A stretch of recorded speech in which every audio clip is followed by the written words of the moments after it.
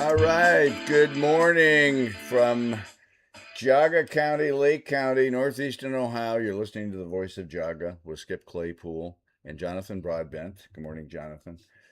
Good morning, We're, everybody. we come to you Monday through Friday, 7 a.m. to 8 a.m., and we are streaming live on Rumble, Facebook, and YouTube. It's amazing to me how many people don't know about Rumble. It's actually one of the better streaming platforms. It's It is. at least better from a show production standpoint. But Facebook and YouTube are fine too. Facebook is probably the easiest and most the one that most people are aware of. But in any case, we are with you this morning. I turned on the chat window, so if Stu shows up, I'll capture Stu. And so we've got a lot of stuff going on in Geauga County. It was warm and sunny out yesterday, and Yeah. people were out playing pickleball in the morning. And I just read the paper and one of the local papers, and I didn't know Russell had pickleball courts also. So that's a sport that's just picking up like you wouldn't believe. In addition to that, we've got this new sport coming up called politics. And Plato once said, and I've heard a number of people tell me on an ongoing basis, I don't want anything to do with politics. Well, unfortunately, our friends, everybody that's listening out there, you are going to be engaged in politics. You have no choice. It is part of human nature. It's part of who we are as the human being. Politics are within families, politics are within churches, politics are they surround us. And Plato once said, those who fail to engage in politics are destined to be ruled by their inferiors. In other words, if you don't engage, if you don't take part, then somebody else is going to make decisions for you. And we're seeing that with disastrous results in many, many locations. I'm thinking of California, New York, Illinois, many of these very liberal states. Cleveland, by the way, is a disaster from a Democrat oversight standpoint. And it's because people have given up and not engaged in the political world. And it gets complicated, I get it, and it gets emotional and sometimes frustrating, but it's an Sometimes by design. it's a necessary part of life. And so Jonathan and I thought we'd talk to you this morning a little bit about what's going on politically in Geauga County and how you might engage. There's something called the Central Committee. There's many people who don't understand the Central Committee. Hmm. There's many Most people people, who very don't. few people understand it. There's many people who don't understand what the function is of the people that they elect. And I'm going to make a Yep. couple of recent specific examples which point to people who get elected who don't understand what their roles and responsibilities are. So I just read in the Maple Leaf this morning, and by the way, I've got both the Geauga Courier and the Maple Leaf in front of me. I'm not going to read them to you, but there is a definite difference in the two and a different leaning. It's pretty clear that the Geauga Times Courier and the Chagrin Valley Times are more left leaning. The Maple Leaf is more center of the road. But Hmm. one example of um, uh, of the elected official who doesn't understand what their role is. There's an article about um, and I will applaud. Oh no, this is actually in the Geauga Courier. A county commissioner questioning travel costs, and so Carolyn Brakey is questioning, and which is not a bad thing to try and keep tax dollars down and all that kind of stuff. But she's questioning travel costs in various departments. Well, as a county commissioner, I understand that the role of the commissioner is to be the administrator of the county. And the county commissioners approve the budgets. So if Jobs and Family Services or the Department on Aging or the courts or the auditor or whoever comes before the county commissioners, and they're required to do that every year to get their budgets reviewed, and the county commissioners have a lot of authority to manage those budgets, to cut items out of the budgets, to approve the budgets, so on and so forth. But once those budgets are approved, the departments bring those budgets to the commissioners, and the county commissioners approve them. At that point in time, it's up to that department to manage their business. They know from day in and day out what the requirements are for the employees, who needs training, who doesn't need training, who needs to travel here, who doesn't travel. So they set up a budget line item for travel expenses. And it's their job, the department's job, to manage that, not a county commissioner's job. The county commissioners, once they approve those budgets, that's done. And so they might question them next budget season, or throughout the year they might sit down with the department and have a conversation with them, because it may be an item that for a topic of discussion. But it's like the fiscal or the auditor and the prosecutor passing judgment on a judge's office for how he spends his money on attorneys. It is up to that judge to run his business, not up to the prosecutor, not up to the auditor. And so that's the problem we've got. We've got elected officials who want to mess with other people's business and put their Hmm. fingers into the pie a little bit, and all that for political gain. So when people make these political or these statements like they make, oftentimes it's just showboating, and it's just for some political showboating reason. I will also point out, in the media, we have a real problem with the media because it messes up with our politics. There's an article in the Maple Leaf, and I'm going to flip it over to you after I make this comment, Jonathan, on the auditor race. The auditor race was very thin between Joe DeBoth and Chuck Walder. It was a 4-vote difference. Joe DeBoth leads Chuck Walder by 4 votes. And the staff writer, whoever that happens to be, staff reporter in the Maple Leaf, wrote an article talking about a recount. And so this all gets sorted out in the recount. That's not actually accurate.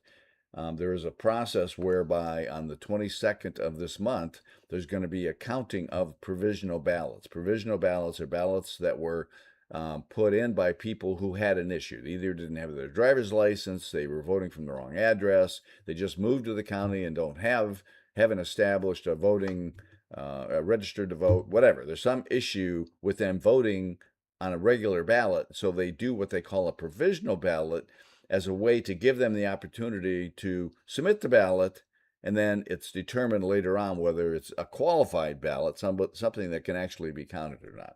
So I understand from the Board of Election, 55 Republican provisional ballots that yet to be counted, and then that will determine this race. But you would think that the writer of this article would have asked the Board of Election what the process was. Apparently they didn't. And so that's part of the issue we have, is oftentimes our reporters don't ask questions. They just go off on what they know, write things, and then the public reads that and they think, oh, okay, that's the way that's going to work. And so the public is misled because of the misinformation being provided by our news media. So we've got elected officials providing misinformation, we've got the media providing misinformation, and we have a general populace, oftentimes, that doesn't have the critical thinking skills or time to go do their own homework. So it does get to be complicated. The point being is we must engage and do the best we can to try and sort through all of that nonsense that's going on out there. So with all that said, Jonathan, what's your comment on that? Wow. All right. So you put a lot out on the I table. did. I did. The first thing I want to point out is that overwhelmingly, the Voice of Geauga newspaper has received mass fanfare. It's loved and read by many, many. Everywhere we go, we seem to receive very positive feedback, with the exception of a group of people that I'll just sort of loosely refer to as the establishment. There are people that are in office and enjoying being in office, and they have government salaries, and they have a clique of people who don't like Voice of Geauga. To this date, I've yet to see or hear of any of them pointing out anything that's inaccurate in Voice of Geauga. They just don't like it on an emotional level, apparently.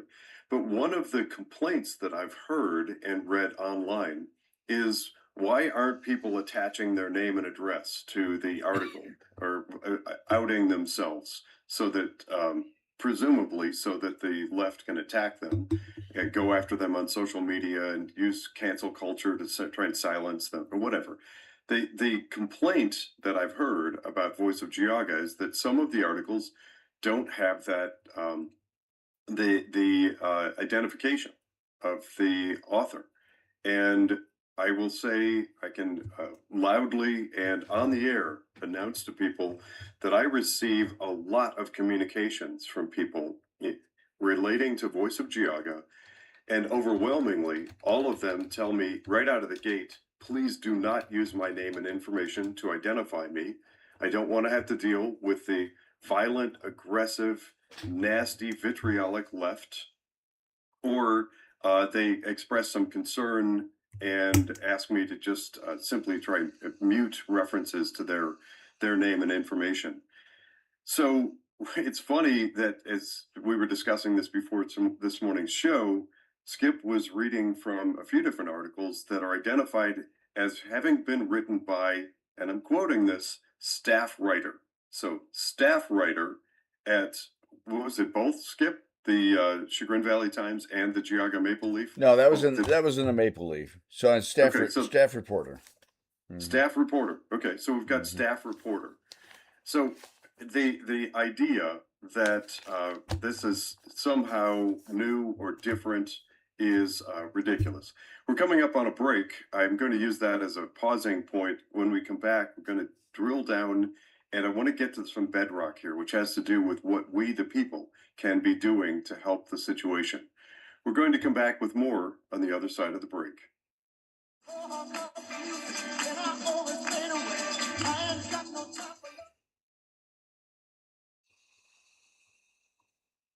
Mics are off. Mics are off. All right, so if you are on social media, I want to encourage you to click that like button, and don't forget to click the bell to get notification when we go live. And this is a very good opportunity to grab the link to this and share it around. Share the link to Voice of Geauga on Facebook, Rumble, YouTube, wherever you are, or just tell people, send them the link. Let's get more people aware of Voice of Geauga. And we're also interested in keeping that call out to find more advertisers. This is a terrific opportunity for companies out there to get the name out, to build brand recognition for their local business. Voice of Geauga on both the newspaper, the radio and podcast side. We're looking for more companies interested in advertising with us. That will be what keeps us going into the future. And Skip, you said there's an ad sheet, right, on voiceofgeauga.com? I haven't put the ad sheet up. I can certainly do that. It shows what our cost is. But people can always get the ad sheet from us by just emailing a message to voiceofgeauga@gmail.com, and I'll send them the ad sheet so they can see what that is. 30 seconds. 30 seconds.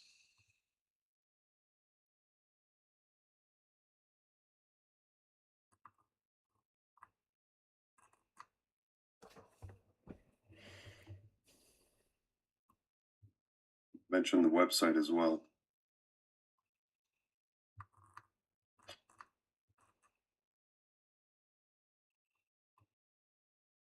10 seconds. 10 seconds.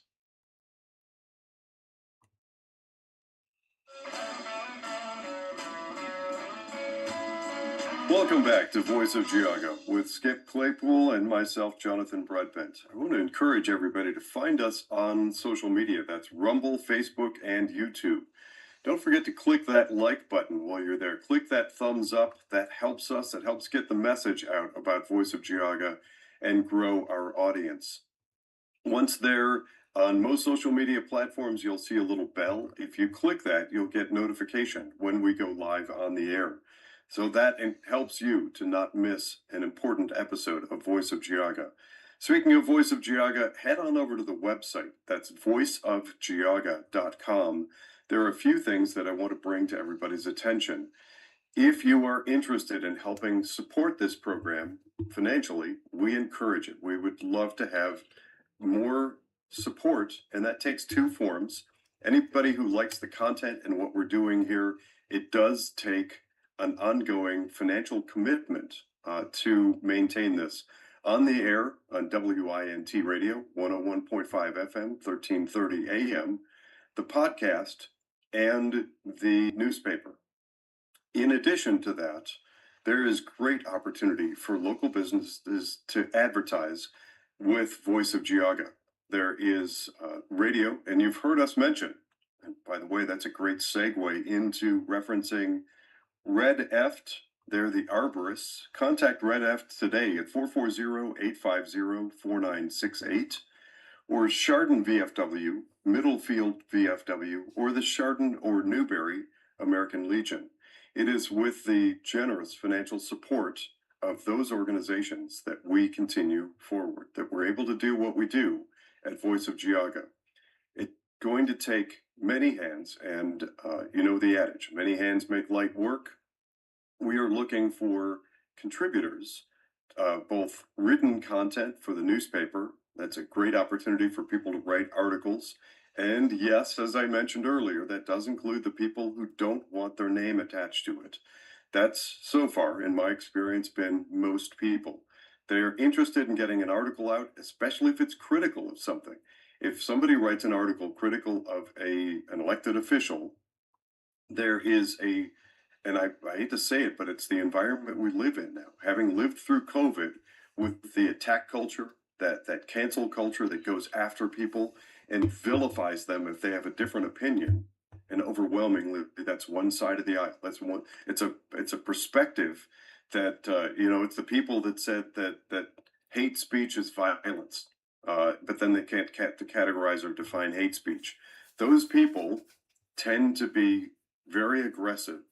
So for that reason, we can publish your article and keep your name anonymous.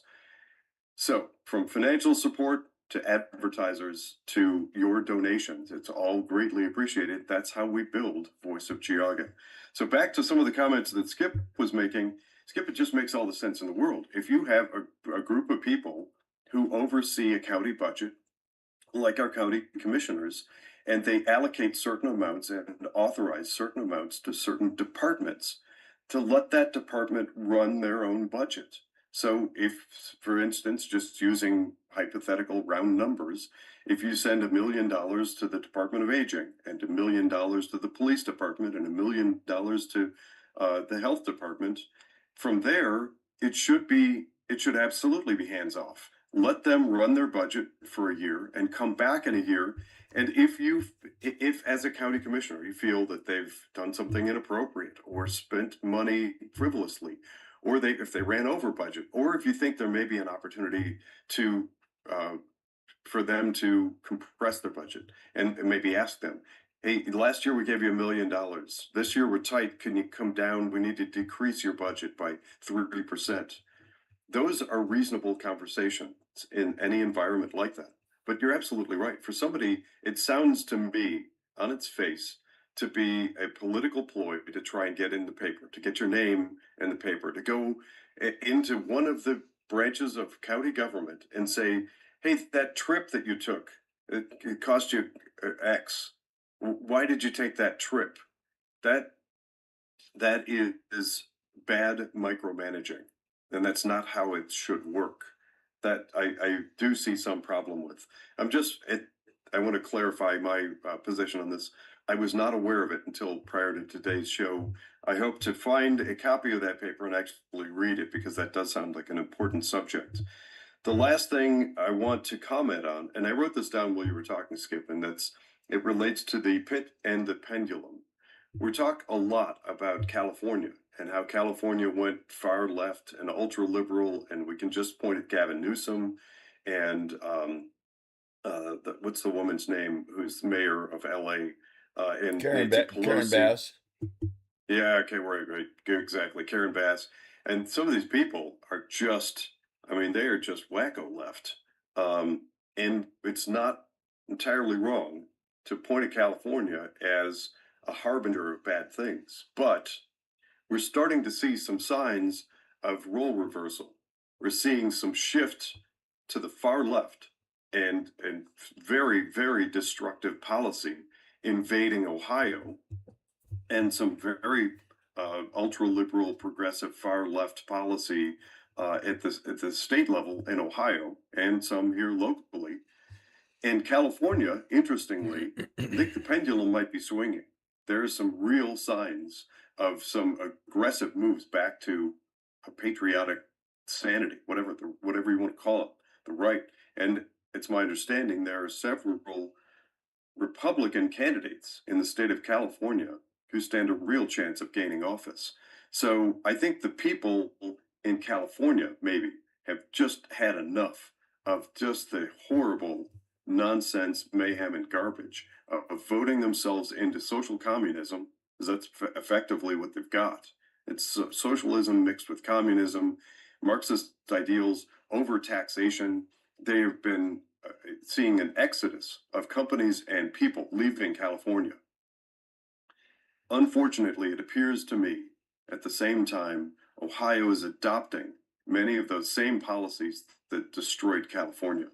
So we either acknowledge that and start working toward fixing it, or we will be unpleasantly surprised when we feel that we have become the next California. And I think that's the trajectory that we're headed on. My reason for saying that, and that's our segue into the topic that Skip and I had planned for today, and that is introducing people to Central Committee. There is, and I'm going to set this up in as easy and light a terminology as I can. Think of the Central Committee as the board of operations, the governing board of the Republican Party. Everybody knows that we have a Republican Party in the county of Geauga, but who runs it? Who actually makes the decisions about how the county Republican Party works? Well, that's the Central Committee. Every voting precinct in Geauga County, and right now there are 79 of them, every one has or should have an elected representative. That representative should be looking out for the interests of the people in that precinct. Roughly once a month, that group of people gets together, talks about things, votes on things, makes decisions, and those are the people that hold the power of the GOP in Geauga County. That is where the rubber meets the road. And quoting from our friend and commissioner to the north, Lake County Commissioner John Plechnik, is fond of saying that precinct committeeman is the most powerful position in government that nobody has ever heard of. Most people don't even know that that role exists. It is a volunteer role, but it is fundamentally important. I have spent the last 3, 4, actually a little over 4 years now, very dedicated to training people on that and encouraging it. One last thing, and I'm going to flip it back to Skip. Tomorrow morning, I will actually be off air. I'm joining Bob France on his program with my friend Dan Schultz, who started Precinct Strategy out of Maricopa County, Arizona, about 16 years ago. So Dan's been running Precinct Strategy nationally for 16 plus years. For the past 4, he and I have been working together to train the nation.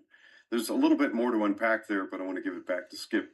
Skip, you've been on Central Committee for many years now. Tell, from your perspective, about the importance of Central Committee. Well, the Central Committee is pretty important because, first of all, it's the representative of those people in a precinct. So I serve in the Chesterland D precinct, and I represent the people in my precinct, and they can all reach out to me if you happen to be listening to this program and you're Chesterland D. Many of the constituents in my precinct do talk somewhat periodically. And so we have an opportunity to bring the feelings of the people and the grassroots into the Republican Party structure. And we have discussions about who to support candidate wise, who makes a qualified candidate. We've kind of dropped the ball here in the last few years because of the leadership. We've now gotten new leadership. And now with the election process, we'll be reorganizing and establishing a new chairman and new leadership team. But the Central Committee has the potential of being very involved in the political process in the county. Some Central Committees operate differently, some are more engaged, others less so. But you have an opportunity, number one, to be in true touch with the citizens so you can ensure that the policies of the Republican Party at a county basis are aligned with the people that are voting, and then you get more turnout, you get more engagement, more involvement from citizens when you do that. I see us coming Yeah. on a break. I can go more into that on the other side of the break. Yeah, we are going to head into a break right now. We'll come back with more Skip's perspective on County Central Committee when we come back on the other side of the break. Remember, you can join the conversation at any time, 440-946-9468. We'll see you on the other side of the break.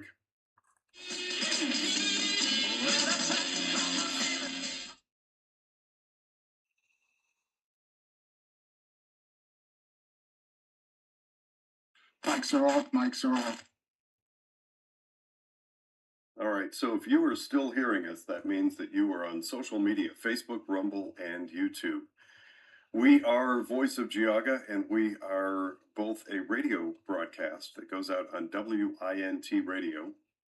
You can listen to audio only at wintradio.com or voiceofgeauga.com. Those are opportunities to just simply stream the audio only. In addition to the radio broadcast, we have a podcast that goes out simultaneously. That podcast right now is what you're hearing. So you're just hearing us behind the scenes. This is a commercial break. Every once in a while, I get somebody who is discovering Voice of Geauga for the first time and wondering, why are there quiet times? Why are there down times where you're not talking? Or are we supposed to hear you during the commercial breaks? The answer is yes. You're getting a little behind the curtains glimpse into what happens at Voice of Geauga when we're off air on the radio side. So that is not unique, but it's not entirely common. So some people may be a little bit thrown off by that experience, especially if every once in a while we'll have a little bit of downtime. Skip and I are catching a breath, taking a few sips of coffee, and people stumble onto the program and think, what is this? How come they're not talking? So I like to interject that perspective. So, And of course, and we have a bunch of Lake County people following us on Rumble and Mhm. Facebook and YouTube. We got a few people out of Cleveland following us, interestingly. So we don't oftentimes cater our conversation to folks outside of Geauga County, but particularly with our Lake County brethren, because we are pretty close in aligned culturally. Oh, and Stu showed up, and he's puking all over our program. Thank you, Oh, yeah. Stu. It's expected. Your buddy is back. And Maybe, he's got maybe more one of these emojis. days, Stu, you can call into the show and we can actually have a fruitful conversation about what we disagree on. But with that said, I always love it when Stu shows up. Stu, you ought to be contributing, because I don't know what your day would be like without our program. You wouldn't know where to go. You wouldn't have anybody to yell at or to argue with. And so we enjoy seeing you, and we hope that maybe you enjoy the program enough and being aggravated enough that you could contribute to the program. Just go to our website. Yeah, but you can't do emojis over the air over radio. Well, So, maybe we should figure out a way to do that. yeah, We could do a texting that'd thing. be groundbreaking. New groundbreaking type of radio show.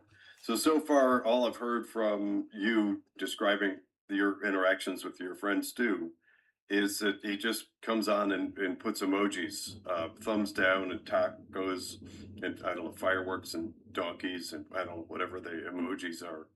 Well, yesterday Stu threw out a whole bunch of bombs on Trump, so he had thrown out a bunch of commentary. Were there words too? Yeah. So, typically he throws in pedophile.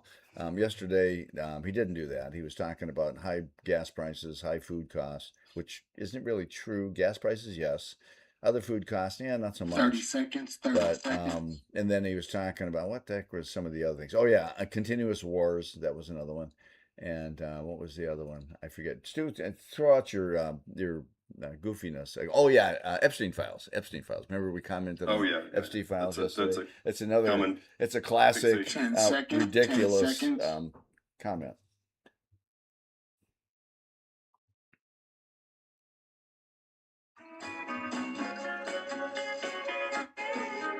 Welcome back to Voice of Geauga with Skip Claypool and myself, Jonathan Broadbent. We've got a few great questions in Rumble that I want to get to, but we were interrupted by the commercial break. Skip was giving his perspective and outlining his experiences on County Central Committee and what that is. Back to you, Skip. Yeah, and I mean, generally speaking, at a high level, the Central Committee kind of sets the tone and is a place for Republicans get together and talk about what we're wanting to accomplish, create what the common agreed to platform is, what we all agreed to as Republicans, what we're going to do, and so forth. There's been a division in our party recently because many of us are very conservative, some not so conservative, some left wing who decided to come into the Republican Party. And so we've been having some angst of the Republican Party. But generally, it has an influence and an impact on the politics in the county. And the Democrat Party has also a central committee. In other parties, not so much. They operate as they want, but by law, they don't have a central committee per se. But the Democrat Party and the Republican Party do have central committees. They get together. They have candidate forums. They bring in candidates. They vet candidates, so on and so forth. So it's an opportunity at the grassroots to get involved with the Republican side of things. Now, I just looked at the Board of Election pie chart that showed Democrats versus Republicans versus undeclared voters, those people who don't, and actually the numbers of party related people have decreased, and the number of unaffiliated voters has increased. So less people voting in primaries, which is. I think we need to pause there and clarify for people how that happens. There's a mechanism that makes that happen in the state of Ohio. I think you were starting to touch on it, Skip. Yeah, it has to do with voting in primary. So if you vote in a primary in a given party, you will now be aligned with that party. Now, whether you engage with the party, whether you subscribe fully with the beliefs of that party, that's a whole separate question. But when you vote Republican, you are now classified as a Republican. Some people go back and forth. Yep. They might want to bugger up the Republican primary, and so they cross over and they vote for somebody in the Republican primary. Maybe it's a Democrat that's crossed over and is voting, and so or running as a Republican, as we've done. That's a common practice in Geauga. And so your alignment changes. But those people who are staunch Republicans who really believe in the platform and the ideals and the values and so forth of the Republican Party, they exist in that central committee. Elected officials choose to run, and they're not chosen by the party, they choose themselves. Sometimes the party has some impact on that, but generally anybody can pull a petition to run in any party as long as you're of that party. And then the Republican Party has an opportunity to either go along with them or to oppose them or to resist them or to help steer where they're going and so on and so forth. We have a number of. But that only happens if it's a strong Republican Party. That's true. And the Republican Party currently there's a lot of division in our elected officials. But back on to, getting engaged in politics, why it's so important, because every day decisions are made to spend your money and to set policy by the people that we elect. If we don't elect good people, we get poor policy. If we elect people without the proper moral underpinning, that are honest, that care about the citizens, so on and so forth, we get bad policy, bad monetary policy, spending money on goofy things. And so, the way to correct that is for people to get involved. You can either get involved with the party, or you can get involved directly by bringing people to whatever meetings are happening, township trustee meetings, or library board meetings, or county commissioner meetings, and expressing yourselves. You can also write letters and so forth. But generally, the bigger number of people that feel a given way, the more of an impact you're going to have over the political process. Too often our political people engage in political focus rather than actually doing their jobs. A county commissioner's job is to administer the county, to manage the money and to manage the people, and to make sure that those things that are committed, taking care of our roads, taking care of the county offices, taking care of the budgets, That's what the focus is. Not going out and chasing down cameras and trying to get, ribbon cutting, get your picture in the paper, Right. which The photo oftentimes, ops. if you see our elected officials doing a lot of that, going and pouring coffee and pancake breakfast and doing all that kind of stuff, they don't really care about their job. They have a political agenda, and it's about getting noticed, and maybe they have the commissioner's seat or whatever as a stepping stone. That's what they're interested. They're interested is just being a glamour puss and going out there and getting as much Well, media coverage as possible, not doing the we could job. probably draw some assumptions. Let me, if I can, let me interject my perspective. And I think this will resonate. I'm going to see if I can solicit some feedback on social media. I see we have a pretty active Hey, discussion taking by the way, place on Jonathan, Rumble. sorry, I'm going to And interrupt you because Gardens of CH is saying hi to Stu from Rumble. So, Stu, you've got some fans on Rumble that are saying hi to you, and all so right, Skip, just we've sharing the given love, Stu just enough of sharing our the time. sharing the love. So Go ahead. yeah, so there are two ways of approaching that kind of role on Central Committee.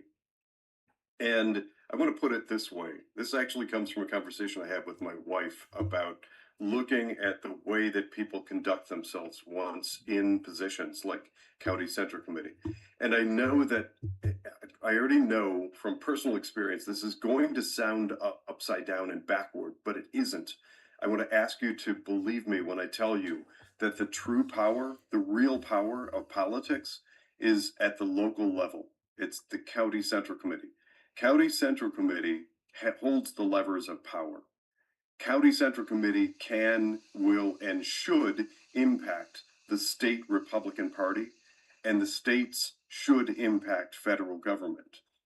We've gotten into this rut of confusion, mainly based on the fact that we stopped teaching civics after the 1950s, and most people don't understand that. But when we say government of the people, by the people, and for the people, it is supposed to be we the people that hold the reins of power. We've given up on that to a large extent, and we've looked to Washington, D.C., and we look to Columbus and we wonder why it's broken. And meanwhile, most of the planting of seeds of fraud, waste, abuse, and corruption start at the local level. Those people, in other words, who get into office, they don't get there other than going through the County Central Committee and the State Central Committee. We heard recently, we talk a lot about how Vivek Ramaswamy was endorsed by the Ohio Republican Party. Well, how did that happen? It happened because the counties put people in position of power at the state level, and then those people made that decision. If we want better decisions in the future, we have to start local and start thinking about what's happening in the precinct where you live. That is fundamental, critically important. But once there, here's this conversation that my wife and I had, and it resonates. I've brought it up many times in different national discussions, and it has to do with where you're looking. If in a position like a County Central Committee, are you looking up or are you looking down? Looking up simply means looking with deer in the headlights, admiration in your eyes toward elected officials and thinking that they're the people that you have to please? Or are you looking at your constituents, we the people? I'm just wrapping up a 4-year term as a county elected central committee person.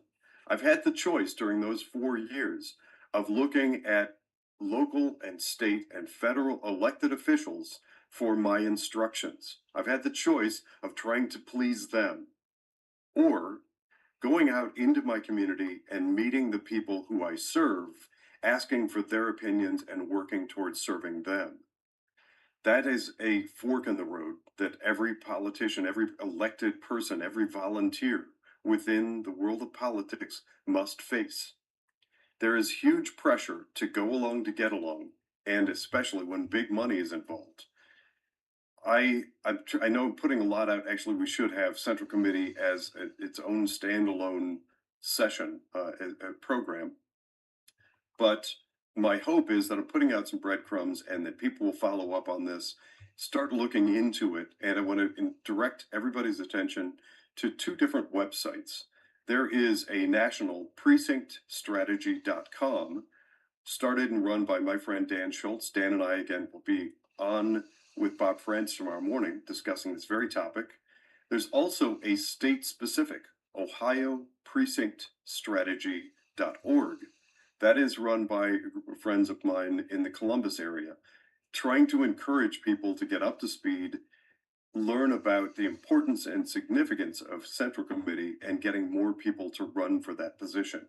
It is, again, I want to emphasize that's a volunteer position, but if not enough good people, patriotic, America loving, conservative, whatever you want to call us, America First types, the conservatives, if not enough of us run, there are huge vacancies throughout and bad guys step in. Right now, the state of Ohio is at roughly 50% vacancy. About half of those seats in the state of Ohio are just empty. Nobody bothered to run. So there is a bit of a learning curve, but it is important enough that I keep emphasizing it, and I keep working with people like Dan Schultz to encourage and train the nation on the significance of that role. We're coming up on a break. Remember, you can join the conversation if you have any questions at 440-946-9468, or join us on social media. I promise I am trying to get to a couple of these questions when we come back. I'll try to provide answer to questions like, what are the qualifications for Center Precinct Committee person? That is a key question. Thank you for that, Nana Sherrill. We are going to work on addressing those when we come back with more Voice of Geauga. And of course, please, once again, click that like button and share with friends. The more people we get into conversations like this one, the better. We'll come back with more on the other side of the break. All right.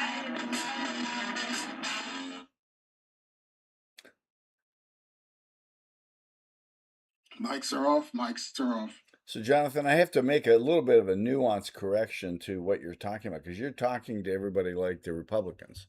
And there's a lot of Democrats listening to this program. Their criteria for joining the Central Committee are totally different. You got to hate America, believe in Marxism, believe in government control, socialism. So there's a whole different focus. If you're a Democrat, your focus is going to be way different than a Republican. We should probably help the Democrat Party out and just say, you know, if you're a Marxist, Trump-hating guy, then the Democrat Party is the party for you. No, it's written between the lines. I'm just assuming that they will give up and fly to one of the many social communist countries and just leave us alone, because this is America and we don't believe in any of that stuff. We don't need it. We don't want it. Nobody actually wants the social communism that they're peddling. So well, some people do. We have socialist programs. We have the Obamacare. I mean, apparently, at that point in time, it's a disastrous failure, like all of them. It is. Along with some of the other social programs that we have, you know, the Medicare, Medicaid, which I happen to be on because I don't have much choice. But it was a complete disaster. Our social welfare program, which destroyed the families. So we got so many socialist kind of nonsense programs, which sound good. People on some of that yesterday. They think they're good, and that's part of the problem with our elected officials today. And we just had an issue 30 seconds. in Geauga County where our newly elected trustee wants to focus his attention on fireworks rather than doing his job as a trustee. So there's all these nonprofits that should be doing America 250 and going out and doing doing the community related thing. A trustee that's not their job. A trustee's job is to manage the budget for the township, make sure the roads are taken care of, police are taken care of, fire department's taken care of, and not going out trying to get some 10 public seconds. notoriety. 10 seconds.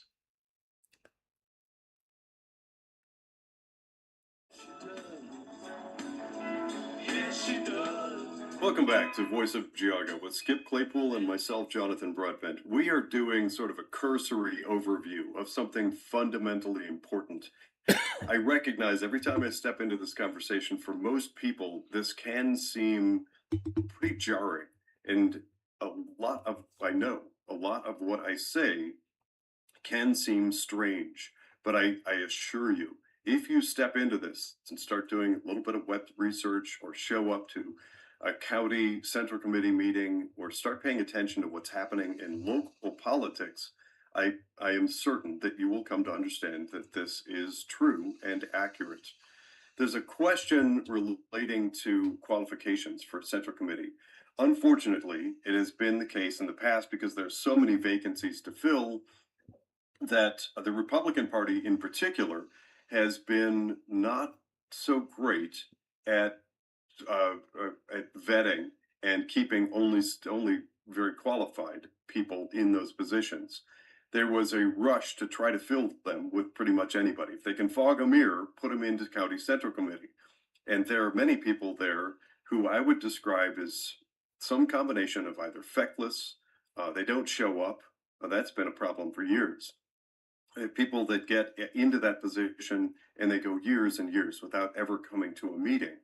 And there are people that unfortunately are misguided and believe that it is kind of a social club. And they're very reluctant to engage in any discussion, argument, ask questions, delve, probe, try to accomplish things. But believe me when I tell you that there is a significant, very large amount of power that resides in that organization. If utilized, it can and will steer the county into a very conservative position on issues, elected officials. Is another thing that hasn't even come up yet that is within the realm of authority of the County Central Committee is filling vacancies. If somebody in elected office resigns, then if they are Republican, then it is up to the County Central Committee to nominate and designate a replacement for that person. If you want good people, in other words, we need a good, solid, strong Central Committee. And backing up a step just to put things in perspective from my perspective, years ago, I got interested in what was happening in local politics because it's infuriating. The lack of people willing to advocate and fight for the interests of we the people is very, very frustrating. And I had a revealing conversation years ago with a very good friend of mine who knows a lot more about politics, likely, than I ever will.